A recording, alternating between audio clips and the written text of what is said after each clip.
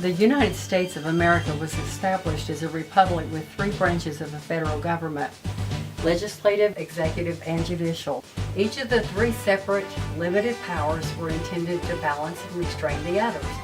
The U.S. Constitution was written to define exactly what duties the federal government was charged with, and the remainder of responsibilities and duties were left to the people in the states where they reside. That definitive document has been twisted and turned to say what those in power wanted to say. 240 years after the founding of our country, the Constitution is being ignored and even railed against by our elected officials and their appointees. But we, the people, have an option to right the imbalance of our representative three-branch government, an option which is given to us in Article 5 of the Constitution. In part, it reads, "On the application of the legislatures of 2/3 of the several states shall call a convention for proposing amendments, which shall be valid to all intents and purposes as part of this Constitution, when ratified by the legislatures of 3/4 of the several states." That would be 34 states to apply and 38 to ratify any resulting amendments. The U.S. Congress has largely given over their legislative duties to the President and the courts. Their main job seems to be to empower their respective parties. The Republican Party and the Democrat Party thwart the will of the people in every election. If a grassroots candidate rises to prominence in a primary, they are taken out one way or another in favor of a candidate who will toe the party line. This was most evident in the presidential primary of 2008. Probably 50 to 75% of the people voted for the party in the general election rather than the man or woman they wanted to be their president. So there, the parties have the power over the people. We do have a way to reestablish our republic. There are sensible amendments proposed to rebalance the federal government. Mark Levin's book, The Liberty Amendments, lays out comprehensive amendments and justifications for each. He states that he realizes that his proposals are not the final word, that all the states need to debate every issue. But I would hope that every single one of these amendments would be ratified. His book is available in audio format for those of us who are constantly on the go. In the book is the exact wording of each amendment, reasoning for each based on the reality of our current government, pertinent and concise quotes from the Constitution, the Constitutional Convention of 1787, Federalist and Anti-Federalist papers, court cases as early as 1803 to the present day, and other meaningful sources. Number 1 is an amendment to establish term limits for members of Congress. When the incumbent senators and representatives are aided by their powerful parties to avoid grassroots competition, many of the incumbents have a lifetime in Congress to enrich themselves and their favored friends and corporations.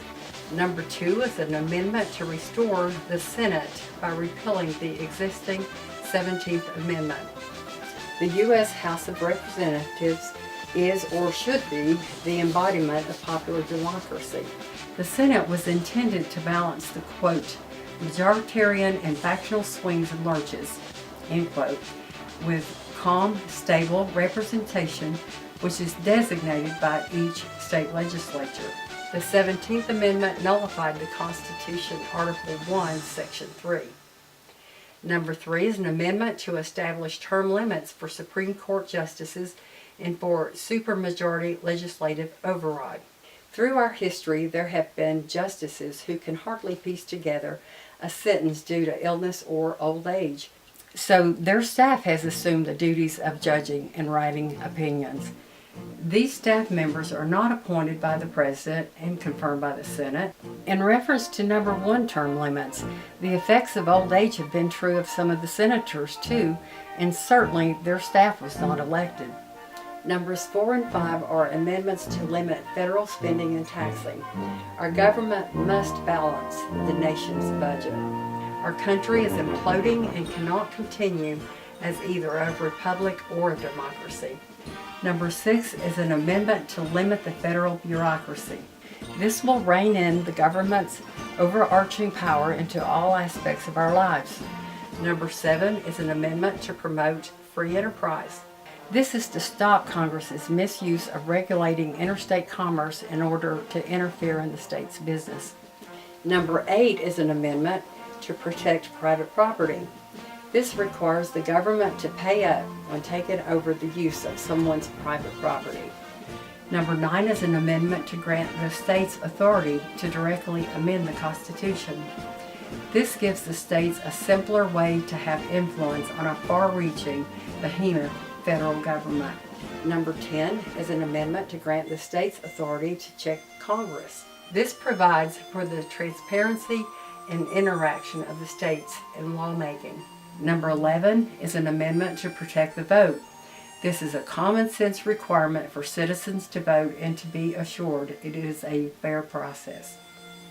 To further the debate as to exactly which amendment should be ratified into our Constitution, our states' legislatures must do the hard work. First, we must get the legislators of our respective states involved in the process. I believe the establishment Republican and Democrat parties will jealously guard their wealth-producing, powerful positions. So it is critical that we, the people, solidly support and help protect our state's legislatures in this effort. Let's roll.